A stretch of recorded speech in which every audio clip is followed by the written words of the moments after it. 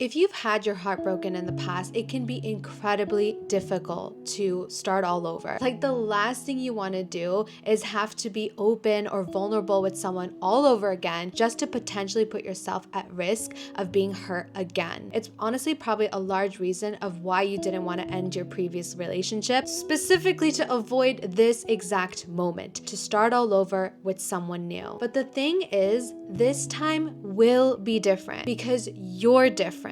And you've learned so many lessons from your previous heartbreak, including how strong you are. So in this video, I really want to challenge some of your thought processes when it comes to approaching dating after you've been in a long-term relationship. Whether it be just a relationship or a marriage that has ended, how do you start over? How do you put your heart back on display for other people and give it a second chance? I know it can be incredibly intimidating because you don't want to get hurt again. The last heartbreak was already enough and you could not fathom another one. Like, the last thing you want to do is have to start over with someone, become close with them again, become vulnerable, and have them break your heart again. I know it's really, really risky. You only have one life, and this heartbreak that you've had in the past does not define you, and it shouldn't deprive you of your future goals and dreams. If you've always wanted to find love, if you've always wanted to raise a family, then you should be able to have that chance even if it didn't work out in the past. So the first step is to acknowledge that this does take work. And it's kind of shocking to see how little effort people put in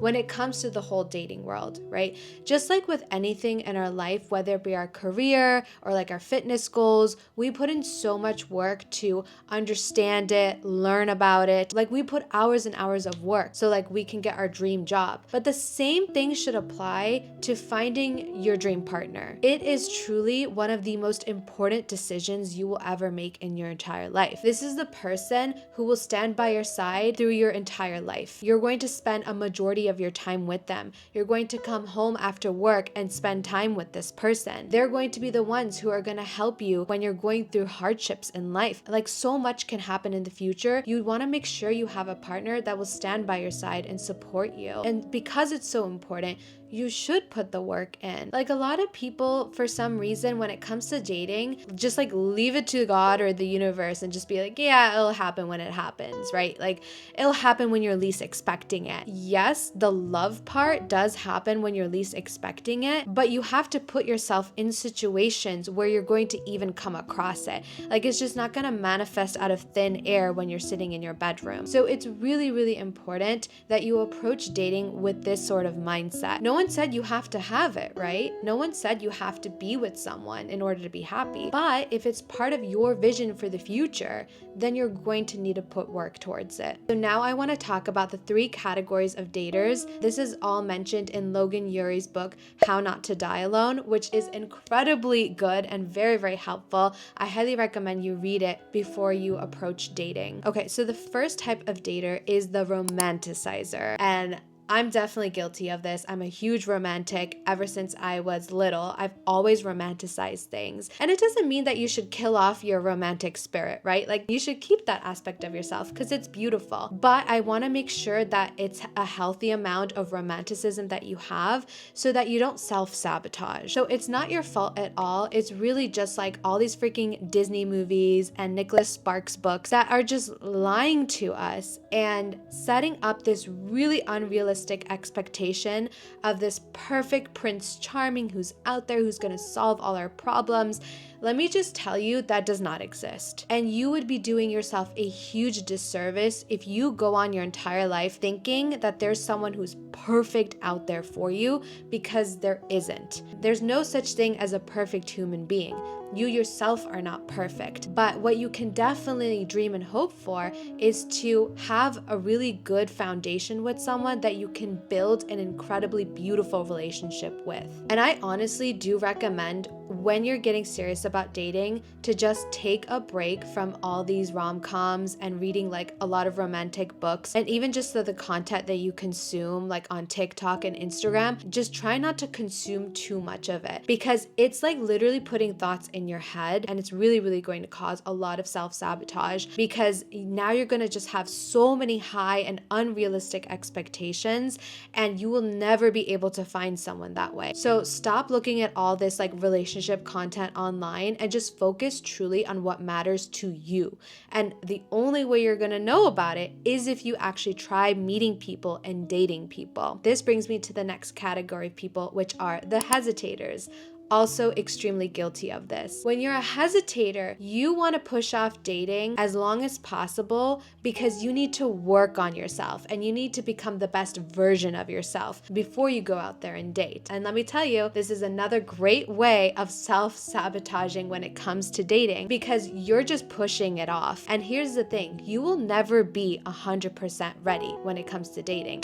It's nerve-wracking. It's not fun when you first think about it. Like, no one's just like, oh, I'm just like so excited to date. Like, no, there's never gonna be a perfect time to do it. And honestly, the whole point of a relationship is to find someone who will support you on your journey to become the best version of yourself. If you've already become the best version of yourself and then you find someone, what are you guys gonna do together? Like, what's the point of that relationship? By waiting and pushing it off, you're telling yourself that you're not fit to be dating right now, that you're broken and you're not worthy of love right now. And that is just so far from the truth, because you're not broken. And you can simultaneously be striving to be better and still be in a relationship with someone who can actually help you along that journey. When you're in the right relationship, when you meet the right people, it can actually be incredibly healing. And they can give you this, what's called like a corrective experience. Like maybe there was something that your previous partner did not like in you, where something that would have usually caused a fight with that person, when you're dating or you're in a new relationship and you see that it doesn't trigger that person in the same way, it's so incredibly healing. And I'm not saying you should push yourself to date immediately, right? Like I would say timeline wise, maybe give it at least 6 months before you go out and try to like meet other people. And the way you'll know you're ready is when you feel you're good. Like you're just good on your own. You're not like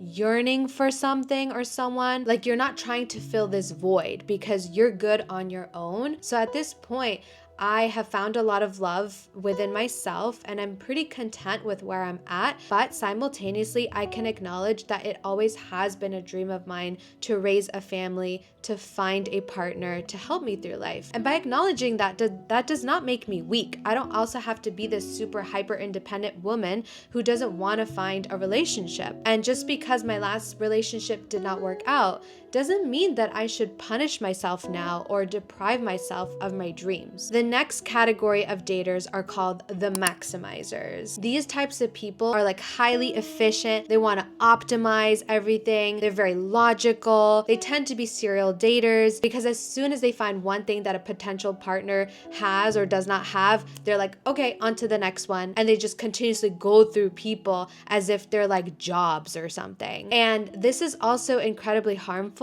because you're going into dating with this expectation that there's someone perfect out there for you. And that's incredibly harmful, because that is a facade. That is not true. There's no one out there who's going to tick off everything you've had on this list that you've made. There's never going to be someone who's going to perfectly match everything you've ever dreamed of and not have any flaws and not have any baggage, right? Like, we're all human beings. Such is the nature of being human. And you're not perfect either, my friend. I'm sorry, it's tough love, but you need to hear it from someone, because I just always come across people who have such high expectations for people, but don't raise themselves up to the same standards. And here's the thing, there's always going to be a potentially better person out there for you. I mean, there's billions of people in this world. Do you actually think you can just like bump into that perfect person who was made for you within like your zip code? And so there's going to be people that you can make it work with,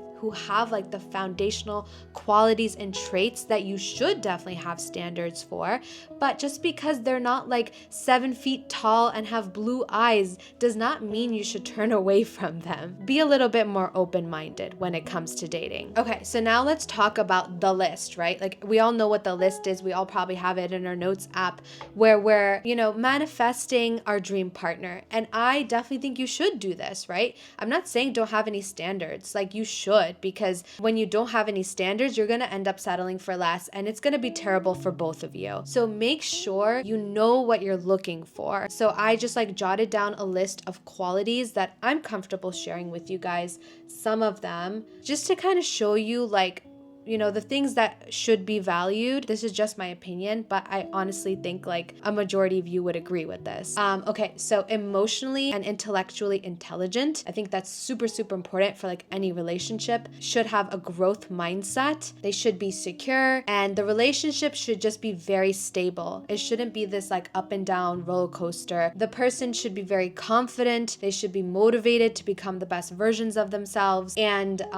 open-mindedness is really important. Financially independent as well. Have a provider mindset. It'd be nice if they were, adventurous and romantic and maybe have some quirks and be a little bit nerdy too. Like those are the things that I'm looking for, and I think that's reasonable to find in people mainly who have done the work and have worked on themselves. And I feel like I'm fit to ask for those qualities because I have those qualities and I've worked really hard to attain those. So unfortunately, I'm just not going to settle for less. And I don't really have too many like physical traits on here just because beauty is so subjective, and I don't know, I just feel like I can find a lot of goodness in people who may not be like conventionally the most attractive, and attractiveness helps, yes, and you certainly should find someone that you're attractive to, but they don't have to be this like movie star, you know what I mean? Like someone who's extremely good looking is not gonna help you when you need to help your parents when they're getting old and things like that. I feel like these qualities are way more important when it comes to someone you're going to spend the rest of your life with. So speaking of lists, Logan Ury also emailed out this like post-date 8 questionnaire, which I think is so incredible. I'm just going to pop it up here for a second. These are the questions you should ask yourself after you go on a date. What side of me did they bring out? How did my body feel during the date? Do I feel more energized or de-energized than I did before the date? Is there something about them that I'm curious about? Did they make me laugh? Did I feel heard?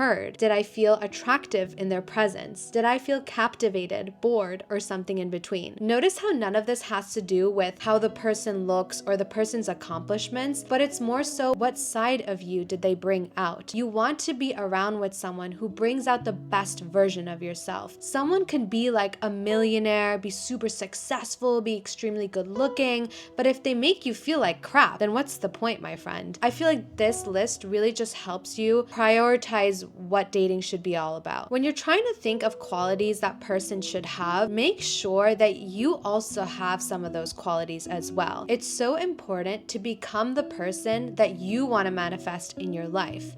If you want to have someone who's like super fit, super healthy, super successful, then just know that fit people usually want to be with other fit people, and people who are wealthy usually want to be with others who are wealthy. So if you wanted, to have all these specific qualities in someone, just make sure that you're at least on that journey of attaining those qualities. You don't have to be 100% there, and that'll make it so much more likely to bump into someone who has those qualities. Like for example, if you want someone who's super like fit, right? And you don't work out and you don't like move your body, then how are you going to end up with someone who's fit, right? Like make it make sense. That person who's fit is probably also going to want someone who's fit because you're going to go on runs together, you're going to work out together. So make sure that you maybe join a run club or, go to workout classes or something. And then that way you could even increase your chances of meeting someone in those environments. You know what I mean? It's like a win-win. Okay, so now I want to help reframe dating in general for you. I want to challenge some of the ways you think about it so you become more open-minded and willing to date. So we often put so much pressure when it comes to dating, right? Like, this is our life partner. This is an extremely important decision. Yes, but the actual individual dates themselves are not high stakes at all. The person you date does not have to be the one you end up with and marry. Like, just take off that pressure and just think of dating as spending time with people that you're interested about. Like, you get to learn about this person, ask them questions, be curious about them. Dating should just be genuinely enjoying learning about someone. Like, this is someone who has a completely different life story, maybe a different upbringing. Like, just learn about another human being. That's amazing. You get to do that. That's so cool. Enjoy the presence of someone else's company. Share stories, learn about each other. And hey, maybe even get like some dinner out of it. I don't know. Like, it just shouldn't be as daunting and nerve-wracking as a lot of people make it out to be. It's honestly just spending time with another human being, learning about them, and seeing if maybe potentially they'd be a good fit to, spend more time with you. But that person you date doesn't have to be like the love of your life and raise your children. Like, with each date, you gain more and more confidence, you get more practice so that you can be ready for that person when you meet them. When you're going on a date, go in it with a very open mind. Do not have this like large list of expectations so that the moment they say something or do something, you instantly just like check out. And I know how hard this is because you want to protect yourself and you want to give yourself only the finest because you deserve the best. I understand that, but just be open-minded, be flexible, give them a chance, right? And I hope that someone would do that with me too. It's just so unfair to go into a date and have such high expectations and completely just like dismiss them if they don't meet one or two. And I hope that someone would extend that same flexibility towards me if maybe I didn't match something that they wanted, or maybe I had some sort of past that they don't like. I hope that they can also extend that flexibility towards me. Love isn't about someone checking off all the boxes that you have on your list. Love is accepting another human being for who they are, and nobody's perfect. We all have a history. We all have a past. We all have, certain flaws and quirks. And it's just about finding that one where you can accept all of that and they can do that for you. Okay, another thing to try is going on dates with people you would never normally date. I truly believe you pigeonhole yourself when you have a certain type, or you tie yourself to a certain culture or a religion. Just like expand your horizons, right? Just like see the world and like meet different people from different places with different histories, with different job titles, with different cultures. You are doing yourself a huge disservice once you place limitations on who you can date. And that includes age range as well. Because what if the love of your life is someone you just never imagined? That could be possible. It could be someone completely different than what you've always thought of. The world works in mysterious ways. You never know. So give it a chance and be open-minded with people. Another thing that's really helpful is I never just go on one date. Okay, at least give that person 2 to 3 dates. This is super important because none of us are acting normal on a first date. We're all trying to present the best version of ourselves. It's extremely nerve-wracking. This almost feels like a job interview. It's just so unnatural because most of the time you're just gonna meet up like at a coffee shop. So it's so important to give that person at least a second chance. Try to aim for 3, but of course, like if you feel unsafe with that person, then don't go on another date. While finding the love of your life is certainly out of your control, you can do everything you can in your power to at least increase your chances of getting it. Just like getting a job, it's out of your hands whether that company will hire you or not, but you're certainly going to put your application and have a resume and work towards it. And the same thing should be applied to dating as well. You're not going to manifest your dream partner just sitting at home, my friend. You're going to have to put yourself out in situations that are going to make you uncomfortable, but that is all part of the growth journey anyways. Go out there and join clubs like running clubs or cooking clubs. If you're doing work at home, just go to a public place, go to a coffee shop. Just put yourself out there in situations that you can interact with and meet other human beings. And make more friends because then they will introduce you to their single friends. Talk to as many people in public as you can. And this is not just important for dating, but just building your self-esteem and confidence up. It's just an important skill that all of us should have that I do think, unfortunately, is getting really lost. Like a lot of us are just developing a lot of social anxiety because, we're on our phones all day. We don't really interact with one another. So even when you're on a grocery store, you're checking out, just like make conversation with the cashier. Doesn't mean you're trying to get with them, but you're just trying to build up your confidence and your social skills, which is going to help you in the long run when it comes to dating. So this all can help meeting people in the wild, but what about dating apps? Ooh, I've been really on and off about dating apps, I'm not gonna lie, but here is my conclusion as of now, and I may change my mind, but this is my conclusion as of now. If used correctly, I think it can be a useful tool. We live in an era of technology, and we use technology for literally everything in our lives. So when it comes to dating, why not just also use technology in that aspect as well? And yes, it's not like the most natural thing in the world, but there's not a lot of natural things left out that we're doing in our day-to-day basis anyways. So why not at least just give it a shot? Honestly, it took a lot of work for me to get to this point, and it took a lot of me just pushing my ego to the side because I was always against dating apps, and I just thought like I was better than that, and I wanted to put in the work to meet people naturally. I would be doing myself such a huge disservice if I completely block out this like opportunity to use technology to help me achieve something that I want in my life, right? Like I use it for literally everything else. And I think it's like more than 50% of couples now have met on dating apps. So it'd be more unusual to not try dating apps, I'm not gonna lie. So I also want to address this whole mentality that there are no good men left, or there are no good women left anymore, and all the good ones are taken, and just like all hope is lost for love. I don't know why this is happening now more than ever, but I think it's so unproductive to think that way. And truly be careful what words come out of your mouth. So when you say that there's no good men left, you are literally going to manifest that. And this is not like spiritual woo, like it's actually so true, because you're going to see the entire world through that perspective that there are no good men left. So if you believe that, then obviously there's no good men left, and there's none coming your way if you're going to think like that, because you automatically see the world through this lens that all men are bad, and you're going to automatically focus on their flaws instead of seeing the good in people, instead of having an open mind. And you may be blinding yourself to opportunities that are probably right there in your life right now, but you can't see them because you think there are no good men out there. So try to just have hope. I know that there's a version of you in there that's trying to protect herself, and by saying there's no good men out there, you can at least then just have this peace of mind that you don't have to keep trying. You kind of just make this excuse for yourself, because if there truly were no good men out there, then what's the point of looking? You don't have to keep searching, and it just gives you closure, because there are good people left out there. There's plenty of people. There are people who have maybe in the past weren't good and then went through this incredible healing journey now and are completely different.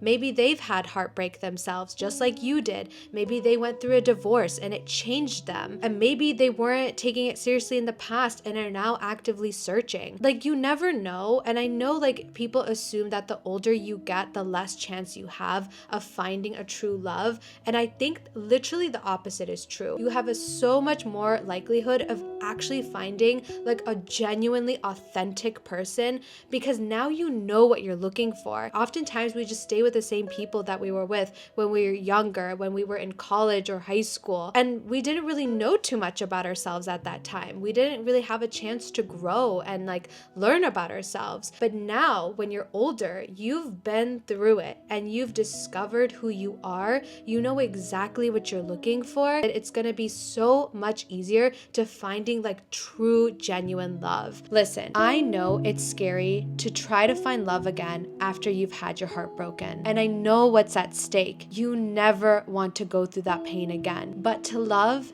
is to take risk. And that is the nature with any good thing in our life. It's going to take risk, and it's going to take sacrifice. But I want you to know that every time you lead with love, you win. Every time you put your heart out there again, and you're willing to try, and you're willing to go on dates, and you're willing to give love a chance again, you win. Don't let this world harden you. It is so much easier to take these negative experiences you've had in the past and allow it to turn you cold and completely just cut off any hope for love. But it is so much braver when you've had such much painful experiences in the past to still give it a chance, to still not give up. Don't give up on yourself and your dreams. Picture that 7-year-old version of you and how she always dreamed of having her Prince Charming and her happily ever after. And imagine telling her that you've given up on trying. She deserves love. She deserves you trying. She deserves you not giving up. So always lead with love, and I hope you guys don't give up. You're not giving up until I give up, okay?